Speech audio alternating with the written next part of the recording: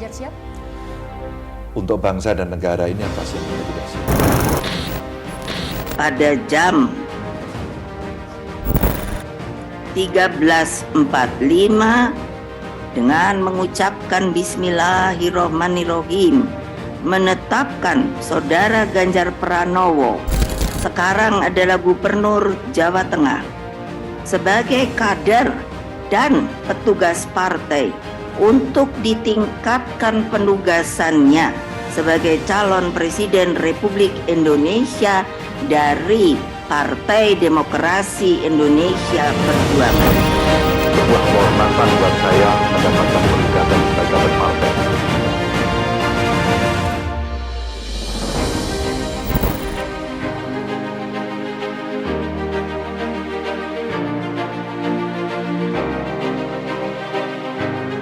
Jadi kapan dideklarasikan sebagai calon presiden? Ya, yang mendeklarasikan adalah partai-partai itu. Saya tidak tahu apakah partai cukup percaya dengan saya. Tapi Pak Ganjar siap? Pak Ganjar, selamat.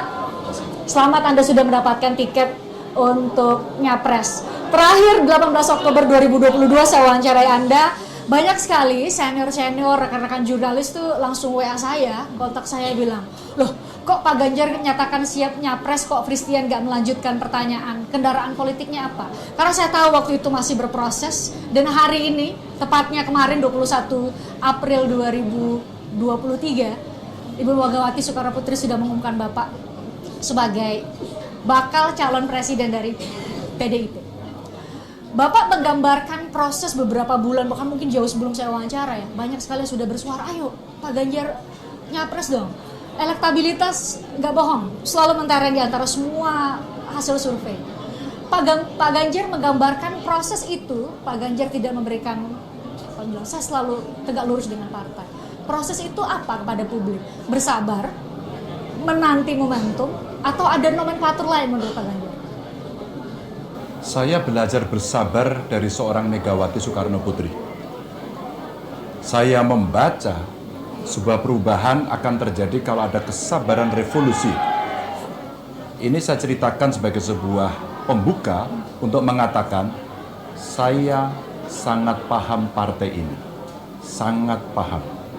Tahun 92 saya masih mahasiswa, saya sudah ikut kampanye PDI, belum Perjuangan. 99 kemudian PDI Perjuangan menang, mereka ada di parlemen, saya tidak ikut. Tapi pada saat menjelang 2004, saya ditugaskan oleh Ibu Mega, tentu oleh partai, untuk melahirkan Badan Diklat Pusat. Kemudian ditugaskan untuk melahirkan Badan Penanggulangan Bencana. Saya diminta membantu fungsional mengurus otonomi daerah.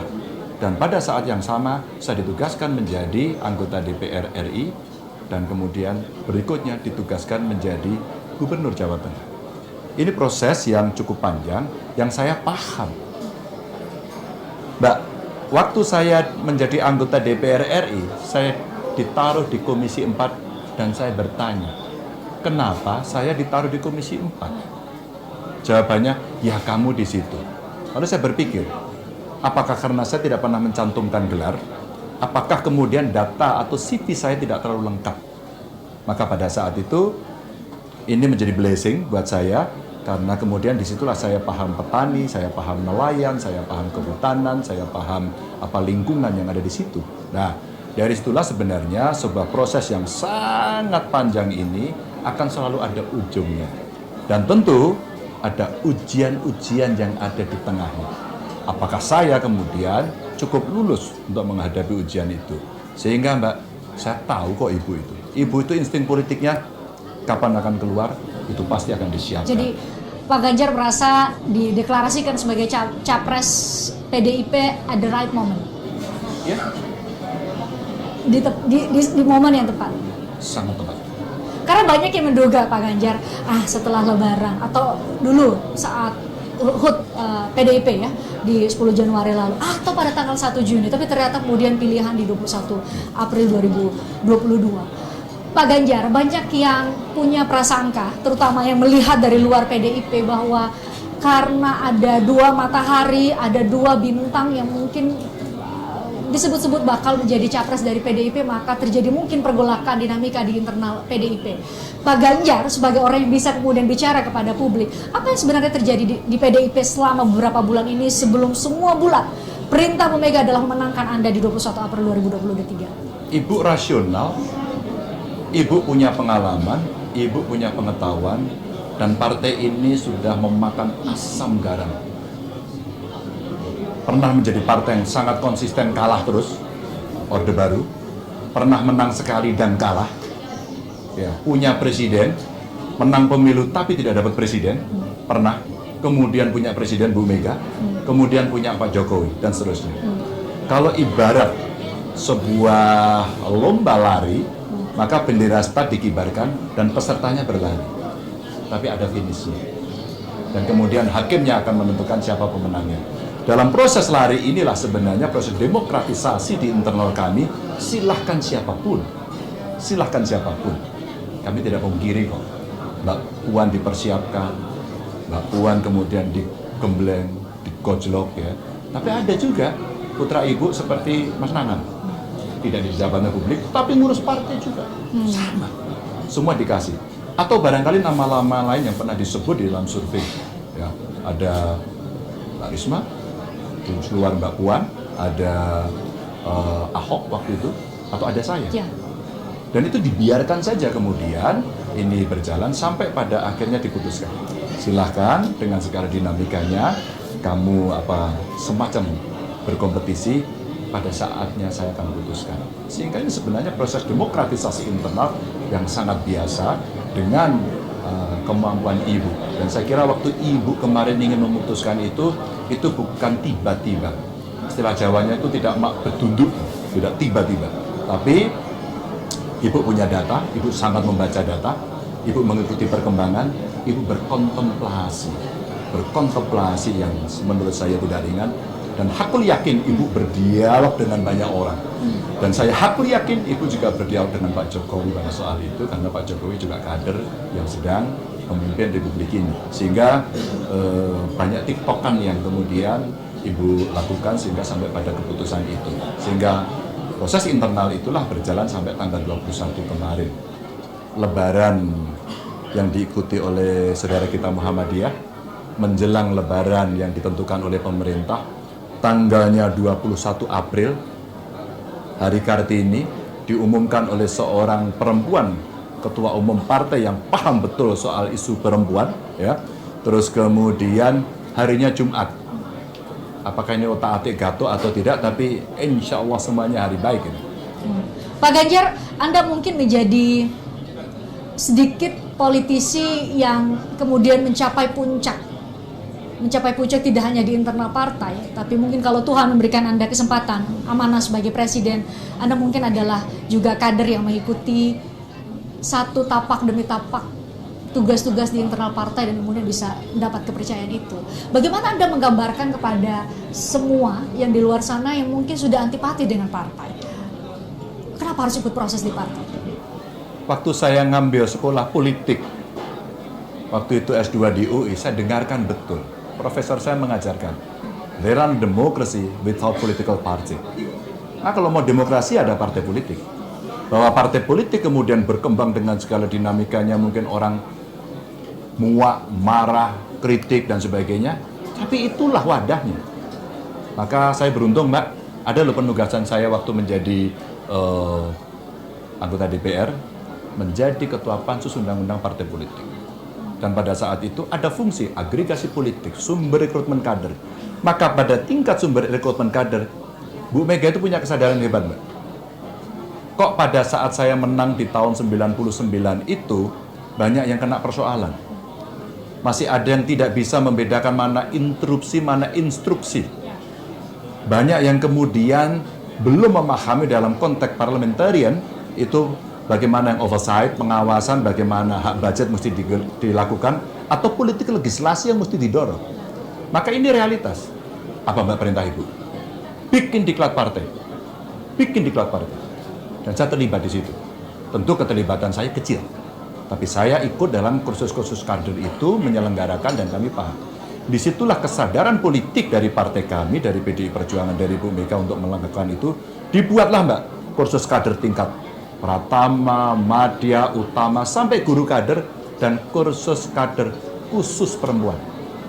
Itulah kemudian awareness yang muncul agar kemudian lahir tokoh-tokoh yang ada. Ganjar bukan keturunan siapa-siapa. Kedua orang tua saya adalah orang tua yang hebat membesarkan saya, yang tidak berasal dari pendidikan tinggi dan kecukupan harta. Bukan juga orang berpangkat tinggi. Tapi dari situlah kemudian kami dididik itu untuk menghayati kehidupan dan relasi kemanusiaan. Tapi siang lain, saya ikut di PDI, saya ikut di PDI Perjuangan, dan kemudian kami mengikuti proses-proses itu. Maka sebenarnya dalam konteks sumber rekrutmen kader, maka hari ini saya bangga. Saya lahir besar digembleng di partai ini dengan penugasan yang, Mbak, saya tidak pernah meminta dan memimpikan jabatan-jabatan ini. Jadi saya bangga, saya senang. Kemudian banyak kawan-kawan diskusi dengan kami, Mas Ganjar, dengan segala hormat saya ikut senang karena PDI Perjuangan melahirkan banyak tokoh. Saya agak GR juga waktu disebut. Saya pikir ya banyak yang lain ya, saya bukan siapa-siapa. Tapi pada sampai tingkat keputusan inilah kemudian bukti PDI Perjuangan cukup serius melakukan kaderisasi meskipun kami sadar masih banyak kekurangan. Itulah. Tapi proses internal terus berjalan. Pak Ganjar, momentum Anda muncul karena dilakukan secara virtual pengumuman deklarasi Anda sebagai baca pres PDIP. Kami menanti-nanti Pak Ganjar duduk sebelah mana. Oke, ternyata dipanggil dan dipakaikan kopiah oleh Bu Mega. Apa yang ada di benak Pak Ganjar setelah melalui sebuah proses yang tidak singkat, yang kami hanya mungkin pemirsa hanya bisa lihat di panggung depan, panggung belakang lain lagi ceritanya mungkin lebih berat dari itu, tapi itu momentum Anda dipakaikan kopiah. Apa yang ada di benak Pak Ganjar? Saya bergetar saat itu. Siapa saya ini? Dari mana asal saya? Kok saya diberikan kepercayaan sebegitu? Orang pengamat mengatakan, Mas Ganjar, Ibu sedang memberikan tugas. Dan itu tidak ringan. Dan ditaruh di atas kepalamu. Dan Ibu pidato. Ini adalah simbol dari Indonesia, kopiah. Simbol kultural khas Indonesia. Dan juga ada religiositas di sana. Lengkap. Maka sebenarnya itu amanah yang tidak ringan diberikan kepada saya. Jadi pada saat itu disematkan, ya batin saya bergetar. Sambil kemudian kalau hari itu langsung saya disuruh ngomong, saya kira saya speechless. Sambil iya enggak ya. Dan itulah yang saya melihat, Ibu begitu kelihatan segar memberikan itu. Di kanannya ada Pak Jokowi, di sebelah kanan Pak Jokowi ada Mbak Puan, di sebelah kiri saya ada Mas Nanan, dan artinya kami paham. Sebelahnya ada Pak Hasto, sebelahnya ada Pak Pram, sebelahnya ada Pak Oli. Jadi artinya saya membaca itu representasi dari elit yang ada di partai, dan ada elit dari Republik ini karena ada Pak Jokowi. Maka sebenarnya dari situlah saya melihat, iya, ini amanah berat yang insya Allah saya harus sangat serius untuk membawa itu. Bahkan sampai miring Bapak, nyadar nggak? Bukan. Awal-awal miring. Bukan. Itu yang diharapkan Bu Mega, karena Bu Mega menyampaikan kalau Bung Karno itu pakai kopiah, itu ada jaraknya dari alis itu yang di sini agak naik, di atasnya kemudian agak miring. Memang posisi seperti itu. Maka pada saat begitu saya sengaja sebenarnya pengen seperti yang ada disematkan Bu Mega. Tapi ketika wartawan ngomong, Pak miring Pak. kopinya, maka kemudian oke, saya betulkan, dan kemudian mereka begini. Padahal sebenarnya bukan. Memang Bung Karno itu agak sedikit kopiahnya kalau memakai sedikit miring begitu. Ya, tapi itulah dinamika yang ada yang menurut saya itu semacam simbol yang Ibu berikan bahwa saya kasih amanah, tidak ringan, kamu harus laksanakan tugas dengan baik. Pak Ganjar kalau mengikuti itu, Anda dipuji betul ya oleh Pak Jokowi di momen itu, bahwa Pak Ganjar ini adalah pemimpin yang merakyat dan sangat ideologis, dekat dengan rakyat. Itu yang dipuji narasi Pak Jokowi ketika deklarasi Anda. Ditambah lagi dengan harapan Bu Mega, artinya Anda bisa menjadi seorang sosok Soekarno masa kini. Pak Ganjar membayangkan tugas Pak Ganjar seberat apa? Ada Bung Karno, ada Pak Jokowi yang sudah memimpin negeri ini hampir 10 tahun, 2 periode. Saya mencoba menjadi generasi berikutnya yang kita coba pikirkan, rumuskan, ekspresikan, eksekusi. Mari kita tarik dari yang sekarang. Pak Jokowi merakyat, tidak ada yang tidak tahu. Pak Jokowi membuat terobosan-terobosan yang seringkali membuat orang-orang hidupnya menjadi tidak nyaman karena dipukul. Bahkan dunia. Ingat WTO. Jadi artinya, apa yang dilakukan adalah satu fungsi yang dilakukan secara konstitusional untuk dilaksanakan, tapi sisi lain tidak pernah hilang dari rakyat, grassroots. Dan itulah kalau kita bicara sandal jepit, dengan segala kritikan yang diberikan pada kami. Mari kita tarik sebelumnya, yang kader dari PDI Perjuangan, Bu Mega. Bu Mega duduk, semua berangkatnya dari rakyat. Ingat 27 Juli? Bagaimana kita menang? Apakah Ibu Mega mengerahkan massa dengan people power pada saat itu? Tidak. Saya akan pakai jalur konstitusional, saya akan gugat ke pengadilan dan menang. Kalau tidak salah kemenangan gugatan kita pertama itu waktu itu di Riau, kalau tidak salah. Itu, dan hakimnya berani memutuskan itu. Di tengah era Orde Baru yang sangat represif. Itu yang ada. Mari kita tarik ke belakang lagi.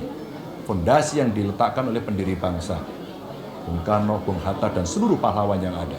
Lalu Bung Karno memimpin Republik ini memberikan dasar-dasar yang kuat.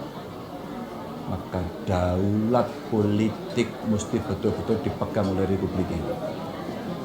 Dari presiden ke presiden kita mencoba agar kita bisa berdikari dalam bidang ekonomi. Hari ini Pak Jokowi menunjukkan industrialisasi harus didorong, nikel, boksit dan sebagainya harus kemudian kita kelola sampai end product. Maka SDM-nya mesti siap. Tapi jangan lupa, kita punya kepribadian loh. Jangan ikutan yang lain. Ada kepribadian dalam kebudayaan kita, Mbak. Itu yang mesti didorong. Jadi artinya kalau saya roots, ditarik dari roots-nya diurutkan terus-menerus, kalau orang PDI Perjuangan, kalau kader PDI Perjuangan, dia elit, dia akan dimarahi, dia akan dicaci, dia akan disindir oleh rakyat. Tapi kalau dia kemudian dekat dengan rakyat, bersama rakyat, bahasa kami itu menangis tertawa. Meskipun pada jargon itu pasti ada yang tidak setuju. Sah-sah saja dalam demokrasi. Tapi mesti ada, bahasa saya, kelakuan yang kita miliki untuk bisa bertemu selalu dengan masyarakat dan kemudian berpikir secara ideologis pada sebuah sikap-sikap, baik itu sifatnya lokal, nasional, maupun internasional. Tidak akan goyah. Dan dibayar kadang-kadang sangat mahal. Pak Ganjar, di saat pidato yang disampaikan Pak Jokowi saat Anda deklarasi juga hal yang menggelitik adalah mengenai narasi Pak Jokowi yang mengatakan bahwa tetapi pemimpin tidak boleh membelokkan arah pembangunan, arah perjuangan bangsa ini yang harus terus berlanjut dari waktu ke waktu. Menurut Pak Ganjar ada calon pemimpin yang hendak membelokkan arah perjuangan bangsa ini? Mbak, fakta-fakta di lapangan sudah ada. Kalau kita mau berdebat, dalam konteks kontestasi, berdebatlah. Kalau kita punya gagasan, tawarkanlah kepada rakyat. Tapi jangan menyakiti kelompok per kelompok. Jangan kau bawa suku, jangan kau bawa golongan, jangan kau bawa isu agama. Buat Indonesia itu given. Karena apa? Sudah ada. Pendiri bangsa sudah bicara kok pada soal ini. Kita itu terlahir dari ribuan pulau, suku, agama, golongan, dan menyatukan di 28 Oktober sebagai bangsa, berbahasa, bertanah air Indonesia. Given, Mbak. Nggak ada negara seperti Indonesia. Maka kemudian dirumuskan menjadi Bhinneka Tunggal Ika. Jadi kita tidak bisa bicara hanya satu kebinekaan titik, enggak. Kebineka Tunggal Ikaan, karena harus ada persatuan Indonesianya. Kan ada yang punya pikiran-pikiran yang lain kan. Maka Anda juga membaca hal yang sama kekhawatiran Pak Jokowi? Pasti Mbak. Maka kita mesti jaga konstitusi ini agar semua hidup bahagia di Republik ini. Beribadah nyaman. Berbudaya nyaman, tidak disalah-salahkan dan masing-masing tidak boleh membenarkan dirinya sendiri soal inward looking, mesti forward looking. Nah, pada saat inilah dijaga. Kalau fondamen itu sudah kuat, maka di atasnya kita mau bicara, ayo berjalan ke utara, ayo ke selatan. Pangan kita mesti berdikari, ayo kita gerakkan. Menurut saya, itu bagian-bagian yang mesti dikawal. Maka saya sampaikan, kesempatan PDI Perjuangan punya kader Pak Jokowi 10 tahun memimpin. Ayo kita bereskan, kita tuntaskan. Maka melanjutkan apa yang sudah disiapkan itu baik. Mempercepat apa yang sudah bagus dan mengkoreksi. Bukan tidak ada yang salah kan? Pasti ada dong. Yang mengkoreksi hal-hal yang memang selama ini belum baik dan menjadi catatan publik. Itu harus. Pak Ganjar, setelah Anda dideklarasikan di Bogor, sebenarnya kami coba untuk mendapat dan bertemu dengan Pak Ganjar di Halim Perdana Kusuma. Ternyata naik pesawat bersama dengan Presiden. Tapi saya lihat di gambar yang diambil oleh Pak Pramono, Anda mau lewat pintu depan, kemudian lari justru ke pintu belakang. Itu kejadiannya kenapa? Belum siap. Nanti gantian deh. Presiden kalau jadi presiden nanti naik kalau pintu depan. Saya gubernur, Mbak. Hari ini saya gubernur. Saya harus punya etika. Bahwa pintu itu adalah pintunya presiden. Makanya lari ke pintu belakang. Ya, kita harus tahu diri, Mbak, pada soal itu. Meskipun presiden mengajak, tidak apa-apa kok. Tapi itu artinya kita mesti bisa memilah, bisa memilih kapan kita harus di situ. Bahkan biasanya kalau sudah masuk, saya duduk di belakang. Kalau tidak dipanggil oleh presiden, saya tidak mungkin duduk di kantin. Ini kita lagi ngobrol sebenarnya, ramai sekali, banyak sekali yang sudah mau ketemu dengan Pak Ganjar. Tapi saya sedikit lagi mau tanya soal rumah ini di Tawangmangu. Tadi saya ngobrol-ngobrol dengan warga di sini, katanya ini rumah masa kecil Pak Ganjar, betul? Ya, saya lahir di rumah ini. Tentu dulu bentuknya tidak sebagus ini karena kita sudah Ini sudah direnovasi? Iya, oleh keluarga sudah direnovasi dan ini hanya kontrak dulu. Lalu kita pindah ke agak barat sedikit, Bapak beli rumah di sana, setelah itu pindah ke Kutoarjo, ya. Maka pada saat kita sudah dewasa semuanya kita bermimpi, rumah kita yang di Tawangmangu itu dijual nggak ya? Ternyata kita yang ngomong-ngomong dan kalau keluarga Pak Parmuji berkenan silahkan, wah kita bangga, Mbak. Itulah Tadi saya lihat banyak perbaiki. sekali yang mau nyapa Pak Ganjar dan kami sudah ngambil gambarnya panjang sekali. Apa yang di benak Pak Ganjar dulu masih kecil ada di sini, mungkin nggak terlalu ingat ada memori-memori apa, tapi kemudian hari ini ribuan orang datang ke Pak Ganjar hanya untuk salaman dan nyapa, saya dari Ganjaris dari mana? Apa yang di benak Pak Ganjar? Yang saya ingat pertama kalau saya di rumah ini ketemu teman-teman saya. Masih ada? Banyak. Tetangga? SD. Bahkan tadi ada yang satu langsung Nadimin itu kakak beradik dengan Kamso. Kamso beberapa waktu lalu meninggal. Nadimin ini dulu anak pinter begitu yang bareng dengan saya. Dan kemudian ada teman-teman SD saya yang lain yang ada di sini. Yang kedua tentu maaf ketemu sudah sepuh kemudian datang Pak Ganjar, saya dulu sama Pak Parmuji sama Bu Parmuji. Masya Allah teman-teman ibu saya. Mas Ganjar ingat saya nggak? Ternyata ada nenek-nenek yang dulu suka membantu masak. Ya, jadi memori itu terbuka dan teman-teman main namanya patangan, Mbak. Patangan itu kita main keterampilan tangan untuk pegang kepala sama kaki dan saling menghindar kayak silat. Masih ingat ya? Masih ingat dengan anak-anak. Dan saya luar biasa memang hari ini ternyata banyak sekali yang hadir dari kelompok-kelompok, ada partai, dari PDI Perjuangan, ada relawan gitu. Dan ya, mengharukan saja ya mereka datang tadi, Pak dari Manado, Pak dari Jawa Timur, Pak kami Jawa Barat, kami dari Sumatera, dari Jakarta. Insya Allah saya bilang ya mudah-mudahan semua berkah lah. Mohon maaf lahir dan batin kalau saya tidak melayani dengan baik. Ini terakhir sekali pertanyaannya. Sebentar, terakhir sekali.